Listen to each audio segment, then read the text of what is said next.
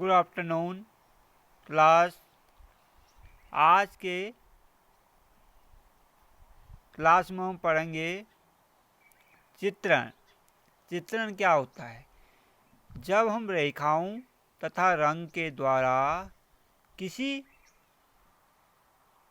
ऐसे चित्र का निर्माण करते हैं या आकृति को उभारते हैं जिसमें सजीवता आ जाती है, वह चित्रण कहलाता है। चित्रण, इससे पहले भी हम कक्षा 8 तक बहुत से चित्र बनाते थे, लेकिन अब हमारी कक्षा 9 में हम चित्रण के बारे में पढ़ेंगे और इसको समझेंगे कि कैसे चित्र बनाया जाता है, चित्रण कार्य कैसे किया जाता है और इसमें क्या क्या कौन कौन सी विधियाँ होती हैं। सर्वप्रथम चित्रण के बारे में जानने के लिए हम जानेंगे चित्रण मुख्य रूप से वो जो होता है वस्तु चित्रण। नंबर 1 वस्तु चित्रण, नंबर 2 प्रकृति चित्रण, नंबर 3 मानव चित्रण।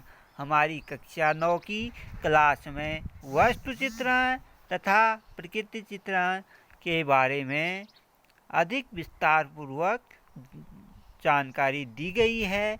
मानव चित्रण का भाग सीमित है। सर्वप्रथम वस्तु चित्रण को जानते हुए हम वस्तु चित्रण के बारे में जानेंगे। वस्तु चित्रण कैसे किया जाता है और किस प्रकार किया जाता है, वस्तु चित्रण की क्या विधियाँ हैं और वस्तुओं को कैसे बनाया जाता है। चित्रण की वह विधा,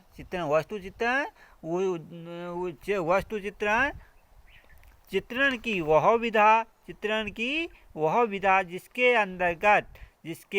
अंतर्गत समक्ष रखी वस्तुओं का अनुपात, आकार, रूप और रंग का सजीव चित्रण होता है।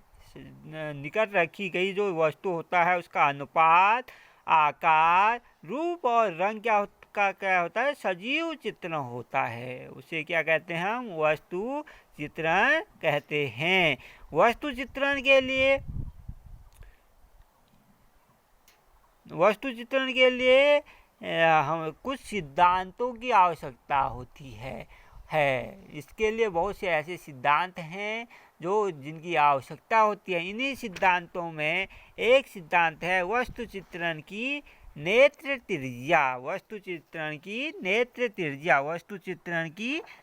त्रिज्या कि हमारे नेत्रों द्वारा वस्तु को किस प्रकार देखा जाता है। हमारे नेत्रों के द्वारा वस्तु को किस प्रकार देखा जाता है, इसे नेत्र त्रिज्या कहते हैं। नेत्र त्रिज्या की किस प्रकार, कितनी दूरी पर वस्तु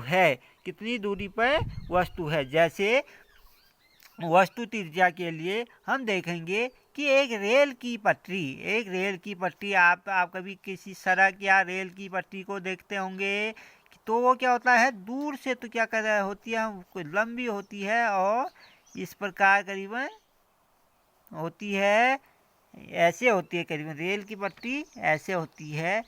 तो इसमें क्या होता है, रेल की पटरी अगर ऐसी होती है तो ये जो नज़दीक से सामने से हम देखते हैं, यहाँ से देखते हैं तो ये क्या होती है, ज़्यादा चौड़ी दिखती है और दूर को कम तो चौड़ी दिखती है। कम चौड़ी दिखती है। क्यों दिखती है? ऐसा क्या कारण है? ऐसा कारण ये है कि दूर को हमारी जो नेत्र त्रिज्या होती है वो क्या होती है, घटती जाती है। हमारे नेत्र की जो त्रिज्या होती है वो क्या होती है, घटती जाती है। वो हमारे नेत्रों की त्रिज्या दूर को घटती जाती है, जबकि वस्तुएं एक आकार की होती हैं, लगभग एक आकार की होती हैं। उसके बाद भी क्या होती है, नेत्र त्रिज्या कम होती जाती है। ठीक जैसे कि एक रेल की पटरी या किसी सड़क के निर्माण में क्या होती है, नेत्र त्रिज्याएं अलग अलग होने लगती हैं। दूर दूर से रोड को कम चौड़ी दिखती है, लेकिन चौड़ी उतनी ही होती है। रोड क्या होती है? उतनी ही चौड़ी होती है। रोड उतनी ही चौड़ी होती है। रोड उतनी चौड़ी होती है, लेकिन जो क्या होता है, सामने की वस्तुएं साफ दिखाई देती हैं, लेकिन दूर की वस्तुएं क्या हो जाती हैं? धुंधली हो जाती हैं, जिसकी ये नेत्र त्रिज्या के ही कारण होती हैं।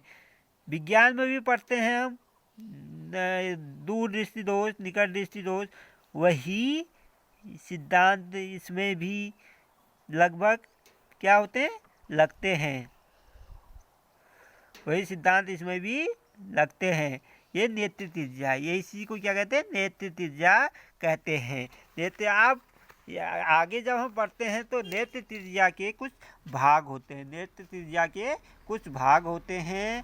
इन भागों में एक भाग होता है रेखी नेत्र त्रिज्या। रेखी नेत्र त्रिज्या, रेखी नेत्र त्रिज्या। रेखी नेत्र त्रिज्या के बारे में जानेंगे आज हम। रेखी नेत्र त्रिज्या, रेखी नेत्र त्रिज्या वह त्रिज्या होती है, वह नेत्र त्रिज्या होती है। रेखी नेत्र त्रिज्या वह नेत्र त्रिज्या होती है, वह नेत्र त्रिज्या होती है। रेखी नेत्र त्रिज्या वह रेखी नेत्र त्रिज्या वह नेत्र त्रिज्या होती है जिसमें वस्तु जैसे जैसे दृष्टि से दूर होती जाती है, वैसे वैसे क्या होती है? उसकी लंबाई और चौड़ाई घटती जाती है। उसकी जो लंबाई और चौड़ाई है घटती जाती है। उसकी लंबाई और चौड़ाई घटती जाती है। उसकी लंबाई और चौड़ाई घटती जाती है। आधार पर खड़ी सभी रेखाएं लंबवत होती हैं। उसकी आधार पर खड़ी सभी रेखाएं लंबवत होती हैं तथा दृश्य से जितनी दूर होती हैं उतनी छोटी होती जाती है। जैसे और जितनी नज़दीक से दूर की ओर होती हैं उतनी क्या होती हैं? कम दिखाई देने लगती हैं। जैसे चित्र में दिखाया गया है, हम चित्र दिखा रहे हैं।